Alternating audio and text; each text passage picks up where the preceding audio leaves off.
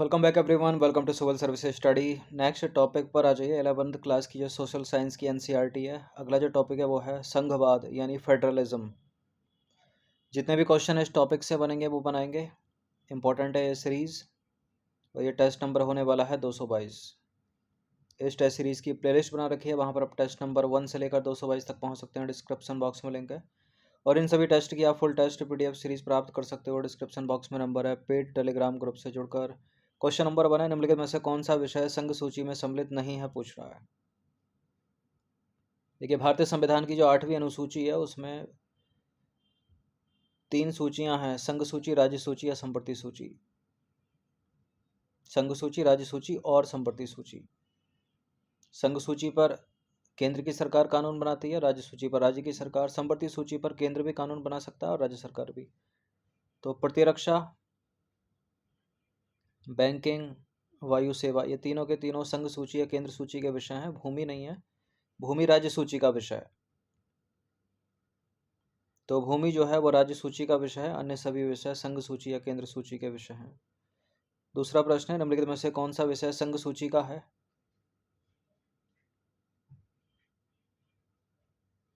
देखिए, बंदरगाह जो है वो संघ सूची का विषय है। बी है इसका आंसर। तो बंदरगाह जो है वो संघ सूची का विषय है, अन्य सभी विषय राज्य सूची के हैं। यानी सार्वजनिक स्वास्थ्य राज्य सूची का विषय, वाणिज्यिक व्यापार राज्य सूची का विषय, पुलिस राज्य सूची का विषय। तीसरा प्रश्न है, निम्नलिखित में से कौन से विषय संप्रति सूची में शामिल है? संप्रति सूची में शामिल है अर्थात उन पर केंद्र और राज्य दोनों की सरकारें कानून बना सकती हैं। युद्ध और शांति, ये तो संघ सूची के विषय हैं। विदेशी मामले संघ सूची का विषय है। मजदूर संघ, वन और शिक्षा, ये 3 हैं संप्रति सूची के विषय। स्थानीय शासन है राज्य सूची का विषय। तो संप्रति सूची में पूछ रहा है 2, 4, 5, यानी ऑप्शन नंबर ए हो गया इसका आंसर। तो मजदूर संघ, वन और शिक्षा संप्रति सूची में शामिल है।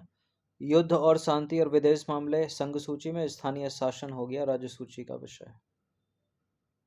स्थानीय सुशासन का पिता किसे कहा जाता है? लॉर्ड रिपन को। निम्नलिखित में से कौन सा विषय अवशिष्ट विषयों में शामिल है?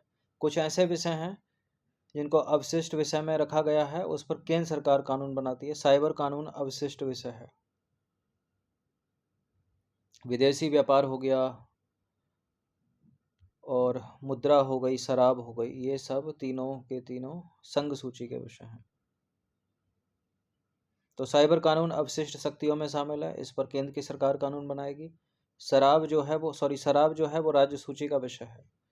ठीक है। विदेश व्यापार, मुद्रा, ये जो है वो संघ सूची के विषय हैं। तो विदेश व्यापार संघ सूची का विषय, मुद्रा संघ सूची का विषय, शराब राज्य सूची का विषय, साइबर कानून अवशिष्ट विषय, और यही आंसर है बी। 5वां प्रश्न है, निम्नलिखित में से कौन से विषय संघ सूची में शामिल नहीं है, पूछ रहा है। परमाणविक ऊर्जा, रेलवे, मुद्रा, डाक और तार। मुद्रा तो ऊपर अभी देख लिया, संघ सूची का विषय है। रेलवे भी संघ सूची का विषय है, परमाणविक ऊर्जा भी संघ सूची का विषय है, डाक और तार भी संघ सूची का विषय है। तो सारे के सारे तो संघ सूची के विषय हैं, तो आंसर लगाएंगे यहाँ पर डी। तो दिए गए सभी विषय संघ सूची या केंद्र सूची में शामिल है। क्वेश्चन नंबर 6 पर आ जाइए। निम्नलिखित कथनों पर विचार करेंगे। 2 कथन है यहाँ पर, कौन सा इसमें सही होगा? भारतीय संघवाद पर राजनीतिक प्रक्रिया की परिवर्तनशील प्रकृति का काफी प्रभाव पड़ा है और स्वतंत्रता उपरांत के शुरुआती दशकों में जवाहरलाल नेहरू ने भारतीय संघीय व्यवस्था की नींव रखी। स्वतंत्रता के उपरांत शुरुआती दशकों में क्या जवाहरलाल नेहरू ने भारतीय संघीय व्यवस्था की नींव रखी या कोई और नाम आना चाहिए यहाँ? जवाहरलाल नेहरू ही है, करेक्ट है। दोनों के दोनों स्टेटमेंट्स ही है इसका आंसर है। तो दोनों के दोनों सत्य हैं, एक्सप्लेनेशन की आवश्यकता है नहीं। भारत में एक सशक्त केंद्रीय सरकार के निर्माण में सहायक कारक बताने हैं। एक सशक्त केंद्रीय सरकार यानी पावर सेंट्रल गवर्नमेंट के पास है, तो क्या होना चाहिए इसके लिए? किसी राज्य के अस्तित्व और उसकी भौगोलिक सीमाओं के स्थायित्व पर संसद का नियंत्रण। संसद केंद्र में बैठती है, संसद का नियंत्रण होगा, कुछ भी कर सकती है, सीमाओं को घटा सकती है, नामों में परिवर्तन कर सकती है, यह हो गया। इससे सशक्तता बढ़ती है केंद्र सरकार की। आपातकालीन प्रावधान ये भी है, राज्यों में लगते हैं। राज्यों की सारी जो पावर है वो सेंट्रल के पास चली जाती है, राष्ट्रपति के पास। नियोजनकारी शक्तियाँ, राज्यों में राज्यपाल की नियुक्ति, केंद्र सरकार का ही तो नुमाइंदा होता है वो, राष्ट्रपति के प्रसाद पर यंत्र है। नियोजनकारी शक्तियाँ भी हो गई, इकहरी प्रशासनिक व्यवस्था भी हो गई, ये सारे के सारे हो गए उपरोक्त सभी। तो ये सारे के सारे जो हैं वो सहायक कारक हैं भारत में एक सशक्त केंद्रीय सरकार के निर्माण में। और ये एक्सप्लेनेशन इंपॉर्टेंट है बड़ी सी, इसको आप पढ़ सकते हो।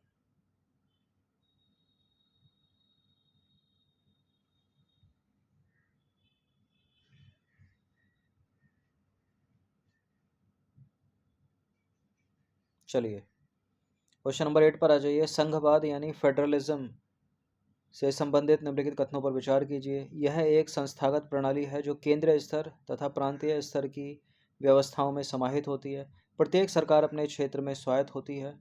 लोगों की दोहरी पहचान एवं निष्ठाएं होती हैं। केंद्र व राज्यों के मध्य किसी टकराव को रोकने या सुलझाने में न्यायपालिका हस्तक्षेप नहीं करती। और कौन करेगा? न्यायपालिका नहीं करेगी तो कौन करेगा? करती है न्यायपालिका हस्तक्षेप।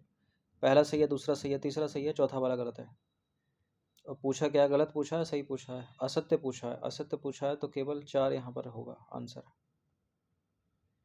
देखिए, संघवाद यानी फेडरलिज्म एक संस्थागत प्रणाली है जो केंद्रीय स्तर तथा प्रांतीय स्तर की व्यवस्थाओं में समाहित है। प्रत्येक सरकार अपने क्षेत्र में स्वायत्त होती है। कुछ संघीय देशों में दोहरी नागरिकता की व्यवस्था है, लेकिन भारत में इकहरी नागरिकता है। लोगों की दोहरी पहचान एवं निष्ठाएं होती हैं। वे अपने क्षेत्र के भी होते हैं और राष्ट्र के भी होते हैं। जैसे हम में से कोई मराठी या गुजराती हो सकता है और साथ साथ भारतीय भी। तो तीसरा वाला सत्य है। केंद्र एवं राज्यों के मध्य उठने वाले विवादों के निवारण के लिए स्वतंत्र न्यायपालिका की व्यवस्था की जाती है। न्यायपालिका को केंद्र सरकार तथा राज्यों के बीच उठने वाले कानूनी विवादों को हल करने का अधिकार होता है। तो चौथा वाला असत्य है, क्योंकि वो कह रहा था कि नहीं होता। क्वेश्चन नंबर 9 पर आ जाइए। राज्यों द्वारा स्वायत्तता की मांग करने के प्रमुख कारकों में कौन सा से तथ्य शामिल हैं? शक्ति विभाजन को राज्यों के पक्ष में बदलना, आय के स्वतंत्र साधनों की उपलब्धता, प्रशासकीय शक्तियों का नियंत्रण, सांस्कृतिक एवं भाषाई मुद्दे।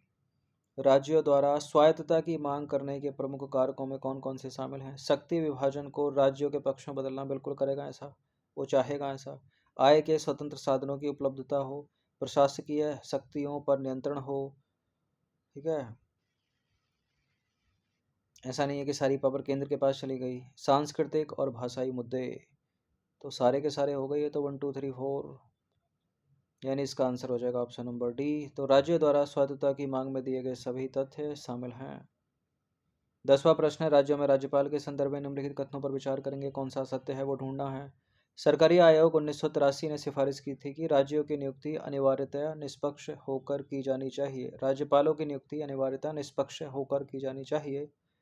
जब राज्य का शासन संविधान के उपबंधों के अनुसार नहीं चल रहा हो तो राज्यपाल उस राज्य में राष्ट्रपति शासन लगाने की सिफारिश कर सकता है राष्ट्रपति से। राज्यपाल राज्य सरकार को बर्खास्त करने तथा राज्य विधानसभा को निलंबित या विघटित करने की अनुशंसा कर सकता है।